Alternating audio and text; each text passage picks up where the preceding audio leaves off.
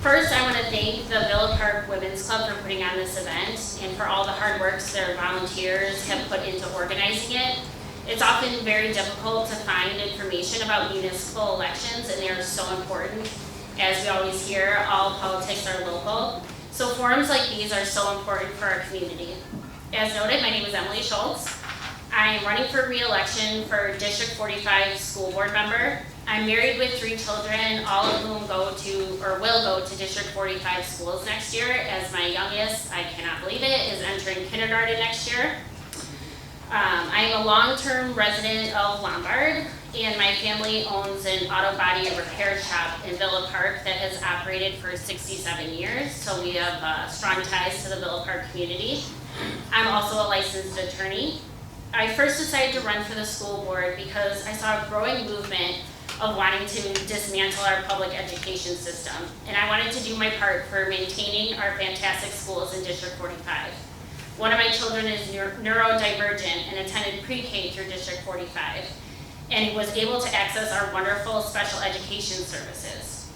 When you have a child that is able to access these services that otherwise would not have to be provided in a private school setting, you really appreciate how essential a robust public education system is to our community and especially for our children.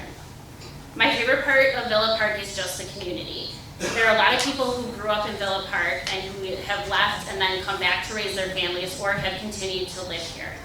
It really feels like a giant tight-knit family, and it has been a wonderful place to raise my children and also to operate our family business. I've enjoyed being able to give back my time by volunteering on the school board, and I feel like I want to give back to my community who has given so much to me and my family. Thank you. One change I'd hope to implement in the next 4 years is a change in our feedback loop for making decisions. This goal is twofold. It's both a personal goal for me as a board member, but also a goal for our district. For the district, I've noticed that our current process for getting feedback from our educators and staff sometimes falls short. Oftentimes, we try to gain feedback by using focus groups or testing out curriculum and furniture and things like that in certain classrooms and then gathering that feedback. But I've noticed that once we implement it to the whole district, that the feedback we get after that can be different. This isn't surprising as each person has different opinions, thoughts, and needs. And it isn't a criticism of our district doing something wrong. Rather, it is more that gaining robust feedback from a wide range of people is just a general difficult task.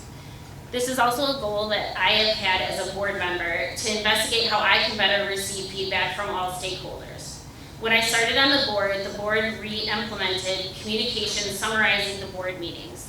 But I know as a parent, I'm inundated with communications, and sometimes despite my best efforts, I'm not able to keep up with everything.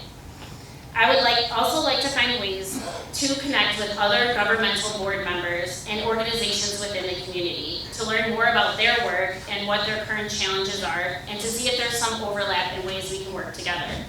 Board members are able to attend III each year, which is a conference that gives us information on how to be an effective board member.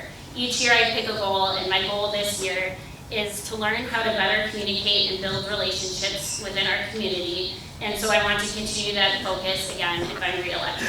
Thank you. District 45 has done a great job with fiscal responsibility, but it is not immune to the current political climate and the uncertainty regarding whether it will continue to have access to federal grant funding.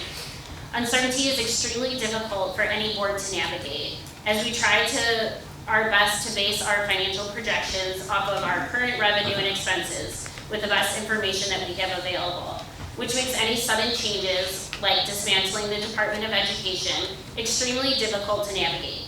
Our board and district leadership have been able to navigate the challenges of the pandemic, and I'm confident, no matter who is elected, that the board will be able to navigate any future challenges by continuing to center what is best for all students as the basis for any tough decisions.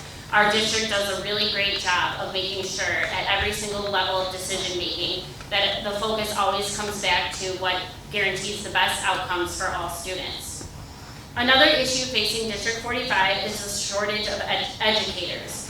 District 45 has historically had a high retention rate. but there's been a significant drop in educators entering the field, as well as a high rate of educators leaving the field. That will continue to impact our district. It's important that educators feel supported and respected within their profession, and our district will have to continue to be creative and explore ways that we can remain competitive in attracting and retaining high-quality administrators, educators, and staff.